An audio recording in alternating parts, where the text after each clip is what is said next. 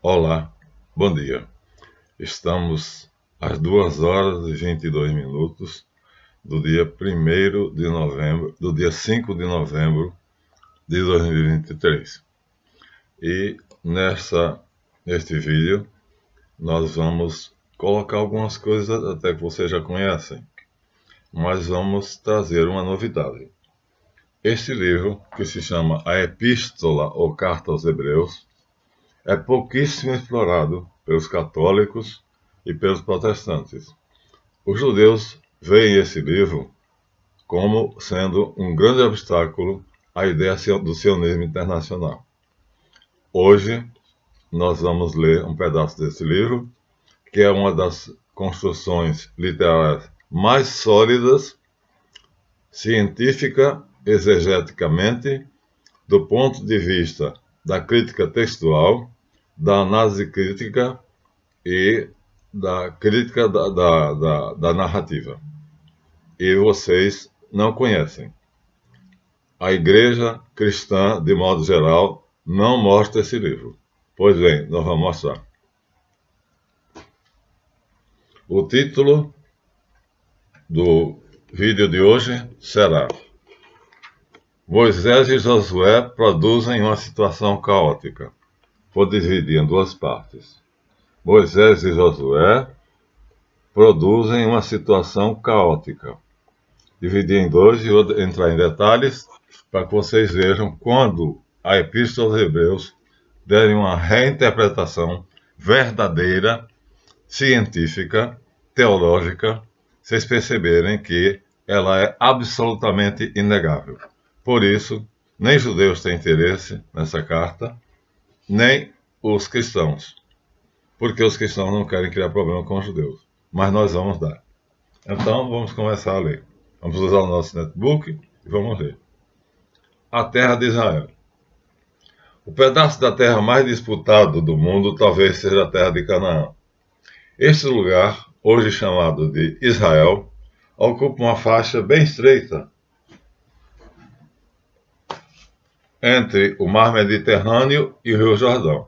Aqui está a Bíblia, que mostra, vejam bem, o Mar Mediterrâneo é esse azul aqui, o Rio Jordão é esse azul aqui. Então, deste azul aqui, Rio Jordão, para esse azul aqui é a terra de Israel, ou a antiga Canaã.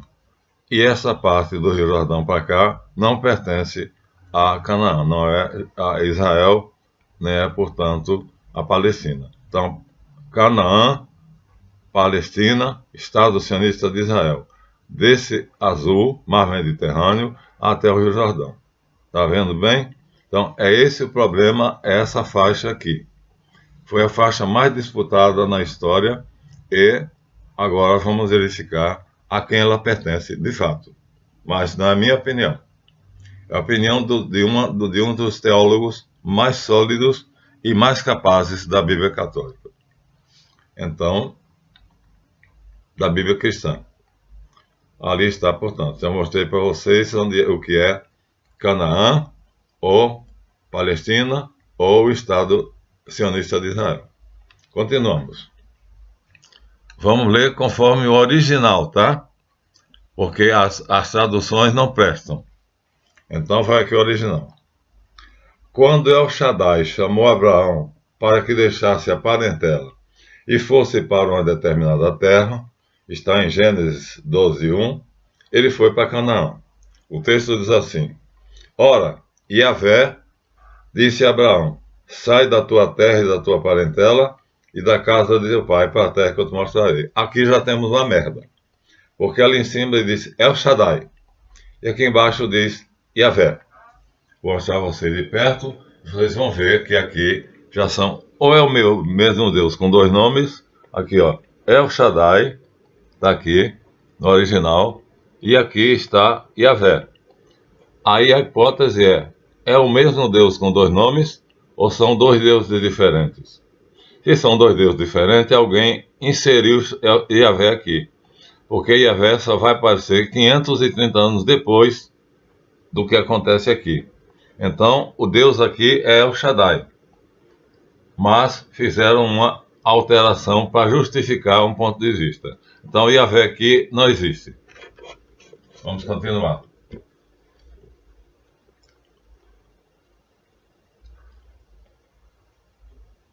Ora, Yahvé prometeu, pois, continua a estupidez de botar Yahvé, uma mãozinha, né, interessada, ao descendente de Abraão. Esta terra, é o texto, está em Gênesis 12, 7. O texto é o seguinte: e apareceu Yahvé. O que é que eu vou fazer, né? Se alguém escreveu, isso não é original, tá? A Abraão e disse: a tua semente, Zará, é a palavra, darei esta terra. E repetiu a promessa para Abraão, em Gênesis 13, 14 e 15, que está assim: disse Yahvé a Abraão: levanta agora os olhos e olha para o lugar onde estás, para o norte e para o sul, do oriente e do ocidente, porque toda esta terra que vês, hei de dar a ti e a tua descendência. Ou, outra interpretação, que a carta aos Hebreus vai dizer, é ao teu descendente. Sara é semente. Na tradução eles colocaram tua descendência. A carta aos Hebreus interpreta como teu descendente. Isso vai fazer toda a diferença. Estou lendo o texto para vocês não terem dúvida. A palavra é Sara, semente, sêmen, esperma. Em Gênesis 17, Yahvé, de novo, vem aqui o erro, não pode ser Yahvé, Yahvé só vai aparecer 530 anos depois. Renova a promessa a Isaac. Abraão foi pai de Isaac. Então, aqui a promessa é renovada. Então, Moisés disse: como homem de 100 anos terá possibilidade de gerar um filho, esse filho seria Isaac. Está em Gênesis 17 e 17. Portanto, é uma dúvida de Abraão. E Sara, com 90 anos, dará à luz. Então, a promessa aqui é renovada a Abraão, dizendo que Isaac nasceria. E depois, a promessa é renovada a Jacó. Abraão gera Isaac, Isaac gera Jacó. A promessa é feita a todos os três. Vamos ver como fica em Jacó. É em Gênesis 28, 13. E eis que Yahvé disse: eu sou o Senhor Deus, Yahvé Elohim. Isso é uma brutalidade. Ou então, eu não entendo de nada. Ou eu não sou um teólogo, ou eu não sou exegeta, ou eu não sou um perito em crítica da narrativa, crítica estrutural da narrativa, ou o que está aqui é um absurdo. Porque Yahvé é um Deus, Elohim é outro Deus. Ou então, seria um Deus que tem assim, nome e sobrenome. Porque foi dito El Shaddai, que é o Deus que aparece na verdade, e só faz sentido considerarmos ele, porque Yahvé só vai aparecer 530 anos depois. Aqui, depois, substituídos por Yahvé, porque é uma estupidez, é um anacronismo, e agora Yahvé tem sobrenome. É Yahvé Elohim. Então, é uma novidade. Yahvé é Yahvé. El Shaddai é El Shaddai. Agora Yahvé tem sobrenome, é Yahvé Elohim. E a promessa é feita agora a Jacó, que é o último dos 6 patriarcas. Eu sou o Senhor Deus, repetindo, Yahvé Elohim, de Abraão teu pai, e o Elohim, agora a palavra Elohim é transformada em substantivo comum, quando na verdade é um substantivo próprio, é um nome de Deus. Aqui é colocado como sendo um Elohim, substantivo comum. Um Marlanfe não existe. O substantivo próprio não é um Rio de Janeiro, é o Rio de Janeiro. Não é um Marlanfe, é Marlanfe. Aqui o autor alterou, fazendo com que a palavra Elohim, que é um nome próprio, portanto é um antropônimo, se tornasse um substantivo comum. Uma brutalidade para justificar o sionismo. Então vamos repetir. Darei essa terra em que estás deitado, a ti e a tua descendência. Ele está deitado sonhando. De novo, aqui você pode escolher. A palavra é tzara, e você pode escrever que é semente ou sêmen, ou esperma. Você pode escrever tua descendência ou teu descendente. A escolha é tua. Os sionistas escolhem descendência, mas a carta aos Hebreus vai dizer que é descendente. Aqui nós temos um quadrinho que já mostramos, Abraão comprando a terra, a Gruta de Macpela, e a terra que está em torno dele. A Efron, né? A Efron, o Eteu. Então aqui é para vocês ficarem um pouquinho mais descontraídos. Abraão está aí em vermelho e Efron está aqui em branco. Está sendo feita uma negociação. Abraão comprou 15 km² de terra a Efron, e essa terra é a única que de fato foi comprada. Nada mais. Continuemos. 430 anos depois, que é quando vai aparecer Yahvé, não são 580, então são 430, está no Êxodo 12, 40 e 41, nós vemos o seguinte. O tempo, Êxodo 12, capítulo 12, versículos 40 a 41. O tempo que os filhos de Israel habitaram no Egito foi de 430 anos. Ou seja, olha só, aqui demos um pulo dos patriarcas Abraão, Isaque e Jacó, pulamos para o Egito, porque Jacó teve um período de fome, José estava no Egito, chamou ele, era vice-rei do faraó, já vimos isso, foi vendido como escravo, e assim Jacó e toda a família foram para o Egito. Aqui está mostrando também a figurinha, porque o que mais caracteriza o Egito é as pirâmides, são as pirâmides. Então aqui está um homem de camelo e as pirâmides aparecem no fundo, para significar que foram para aí. Então Jacó foi com todo mundo, já era uma multidão, já era uma tribo. Não era mais um homem ou família, era uma tribo. 430 anos depois da promessa a Jacó. A Jacó, não a Abraão, mais tempo. Abraão vai ser 530. Então, e passados os 430 anos naquela terra, todos os hebreus saíram da terra do Egito. Então, a libertação. Porque Yahvé levantou Moisés para libertar o povo do Egito e o conduzir à terra prometida. Aqui então diz que vai ser feito. Yahvé prometeu, e agora esse personagem já foi mostrado, Charlton Heston, mas vou mostrar de novo, porque o texto é outro e eu vou detalhar. Yahvé então suscita Moisés, agora sim, agora é Yahvé. Moisés, o Deus de Moisés era Yahvé, não era Shaddai, nem era Elohim. Então aqui está Charlton Heston, o papel de Moisés, no filme de Cecil B. DeMille, Os 10 Mandamentos. Aí demos um pulo, e agora nós estamos 430 anos depois de Jacó, 530 depois de Abraão. E Moisés vai libertar o povo do cativeiro do Egito. A realização da promessa dada a Abraão, Isaque e Jacó demorou mais de uma geração, como está em Números, capítulo 1, versículos 13 e 14. Vou ler.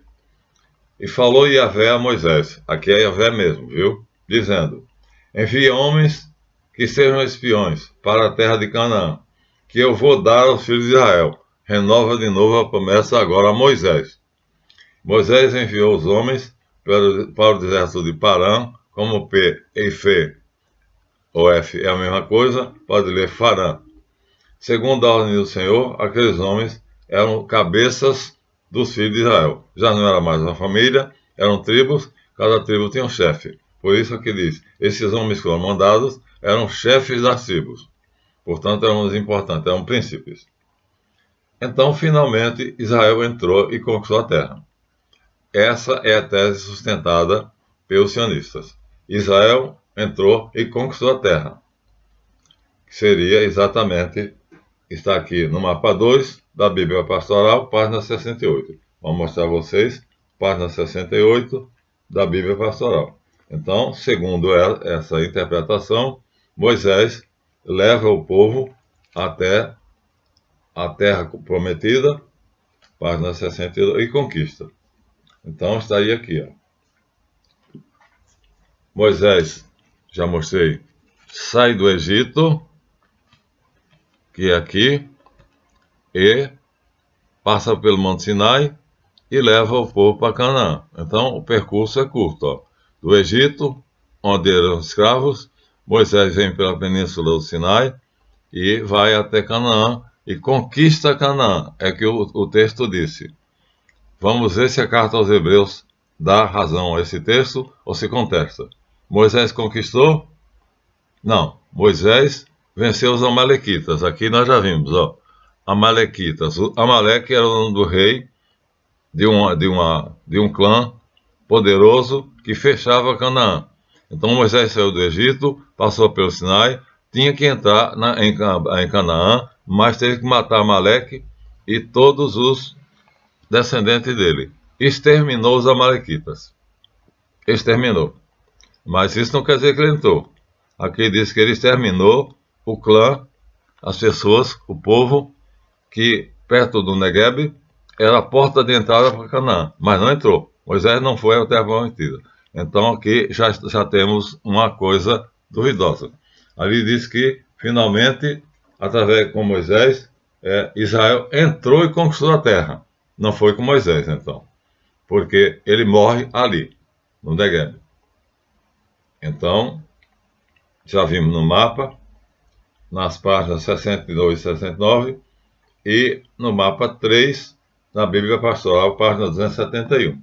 Vamos lá, página 271, vamos ver outro mapa, 271. Vamos ver agora qual seria o mapa da página 271. E vamos ver agora qual foi a terra que conquistaram. Aqui está, sem dúvida nenhuma, um mapa que foi ou idealizado ou então mentiroso. Por quê? Já mostramos a vocês por quê. Porque aqui nós temos Dan, aqui ó, a tribo de Dan estabelecida, tudo divididozinho ó, em 11 tribos. Dan aparece de novo aqui, tem duas peças na terra, ó. Dan, aqui está escrito Dan, e aqui em cima no sul está escrito Dan. Então Dan deveria ter duas funções aqui, né, por esse mapa. Que ou foi uma idealização, alguém queria que fosse assim, por isso colocou, ou então é uma mentira, é fake. Porque isso nunca aconteceu. Nunca Josué, seria Moisés e Josué, conseguiram fazer essa façanha. Vamos continuar. Então, está errado interpretar o texto como está aqui. A tradução não pode ser. Israel entrou e conquistou a terra. Esse livro vai dizer que isto é mentira. Vai dizer claramente. Eu vou ler para vocês. Com toda clareza. É o Novo Testamento. É um dos livros canônicos do Novo Testamento. Já vimos os dois mapas. Onde é Canaã e o que Moisés fez para chegar a Canaã. Exterminou os amalequitas e deixou que não pôde ir, foi proibido, subiu o Negueb, morreu lá em cima e mandou Josué continuar entrando na terra. Então vamos ver agora o que Josué faz. Vai aparecer agora então o personagem que nós vamos explorar. Até então, vocês conheciam tudo. Josué. Aqui nós temos um livro escrito por ele mesmo. Josué é um livro da Bíblia do Antigo Testamento, escrito pelo próprio Josué. Vamos ver ele? Vamos ver. Então, ele agora incumbido por Moisés a cumprir a promessa de Deus aos pais, renovada a Moisés, e vai ser ele também. No capítulo 10, versículo 28, no capítulo 11, versículos 12, e no capítulo 13, está escrito assim. E sucedeu que, ouvindo Adoni-Sadeque, que é um dos Sadeque, ou seja, pertence à família de Melquisedeque, rei de Jerusalém, ele ouviu dizer que Josué tomara a cidade de Ai. Para nós, Ai é um gemido, aqui é uma cidade. E a tinha destruído totalmente. E matara Ai e seu rei, como já tinha feito com Jericó. Passamos por Jericó, a história dos muros, que as trombetas tocaram e os muros caíram, é fantasia, não mais do que fantasia, né?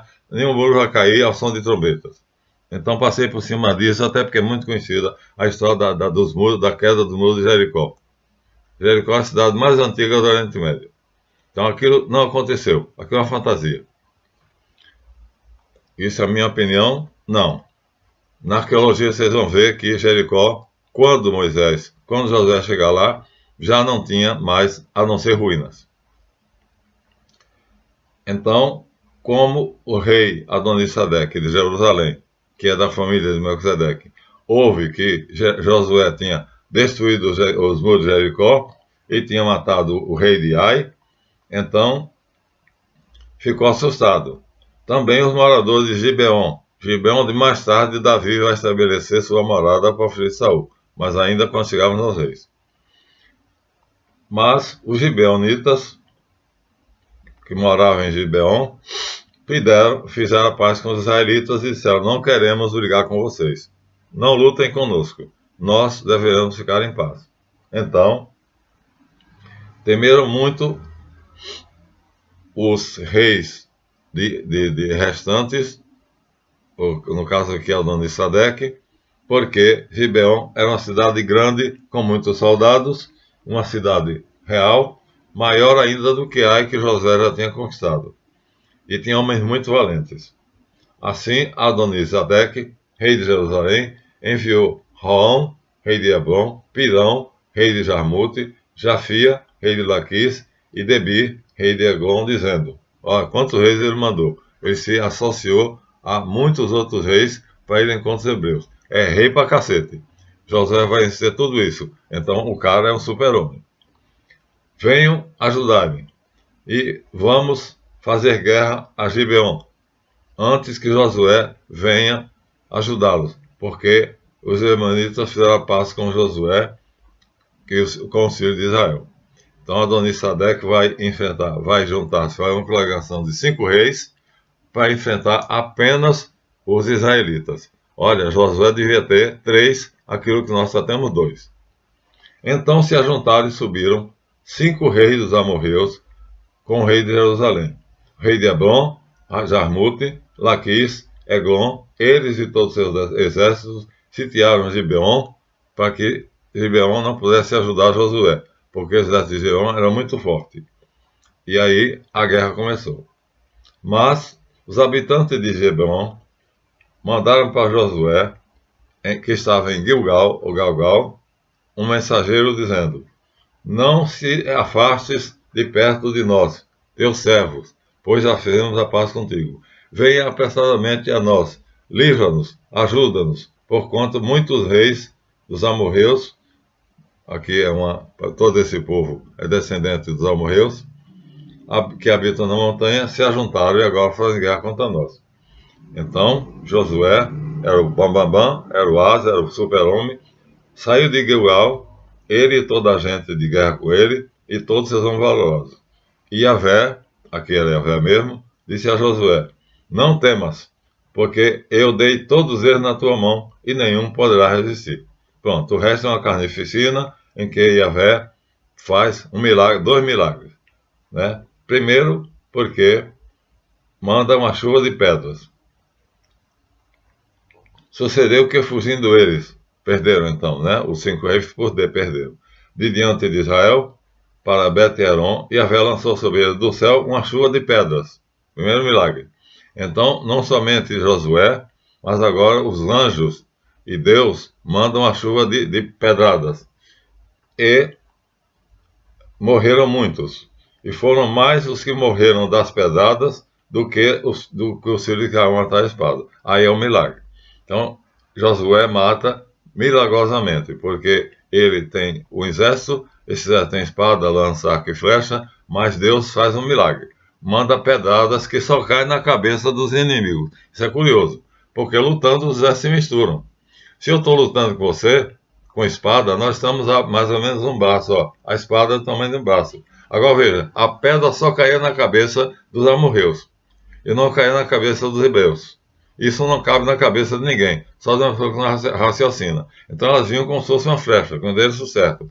Isso é um milagre feito por Yahvé para garantir a vitória de Josué. É claro que isso aí, minha gente, é uma epopeia. Isso é um épico. Isso é uma fantasia. Ainda tem mais. Então, Josué falou com Yahvé no dia em que Yahvé colocou todas as 5 tribos dos amorreus nas mãos dos filhos de Israel. E disse, porque enquanto era dia, ele tinha que ganhar a batalha: Sol, para em Gibeon, e Lua, para no vale de Ajalon. Ele manda o sol parar e a lua parar. E o sol parou, e a lua também. Até que durante todo o dia, ele só podia combater de dia, portanto ele não quis que a noite chegasse, mandou que o sol parasse para ficar de dia. E o sol parou. Isso causaria uma catástrofe no sistema solar e no sideral. Isso seria impossível. Se o sol parar, então haverá uma catástrofe. Isso aqui, evidentemente, é um recurso poético. E o sol se deteve e a lua parou, até que, durante o dia, o povo de Israel matou os seus inimigos. Está escrito no livro de Achar, outro livro. E o sol se deteve. E não houve outro dia semelhante a este, nem antes nem depois, porque Yahvé ouviu a voz de um homem que pelejava por Israel e fez com que o que ele dissesse acontecesse. Aí é fácil. Josué com as pedradas que socaram na cabeça dos amorreus, e agora ele não pode deixar o combate acontecer de noite, porque ninguém vai ver ninguém. Então ele manda o sol parar e a lua parar e o mundo para. Então o cinema se torna agora simplesmente um quadro. Para tudo. Mas ele continua matando. É o segundo milagre. 2 milagres que fazem com que Josué ganhe. Bem, isso aqui eu não acredito nisso. Acho que é um épico. É uma epopeia. E assim, Josué e filho de Israel matou todos os seus inimigos e todo o povo voltou em paz. Aí será o principal problema. A causa vai dizer que nunca houve paz. Nunca, vai dizer espiritualmente, nunca houve paz na terra de Canaã.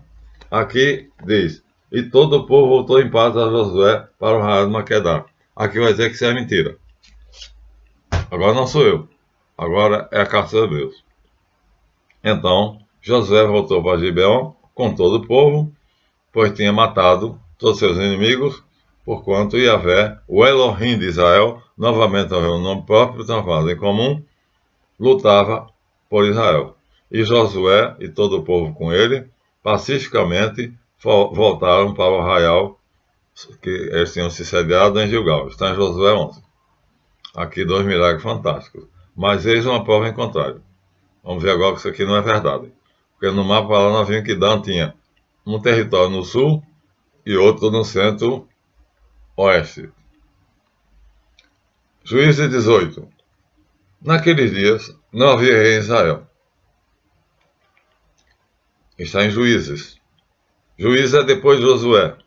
Portanto, a ideia de que Josué já tinha conquistado tudo, já tinha separado, você viu no mapa, já tinha dividido tudo direitinho. Se formos ler Josué, iremos depois, vamos ver por escrito também. Temos tanto o mapa, como temos a descrição no livro de Josué. Mas não havia rei, porque Josué não era rei, apenas era capitão do exército. Então, a tribo dos Danitas, os habitantes de Dan, buscava um lugar para habitar, porque até aquele dia, entre todas as tribos de Israel, não lhes tinha dado, por sorte, lugar na herança da terra prometida. Olha só, é claro, mais que isso, querem que eu releia? Não vou reler. Diz aqui que os Danitas, ou seja, que lá no mapa está um pedaço no sul, um pedaço no norte, é deles, no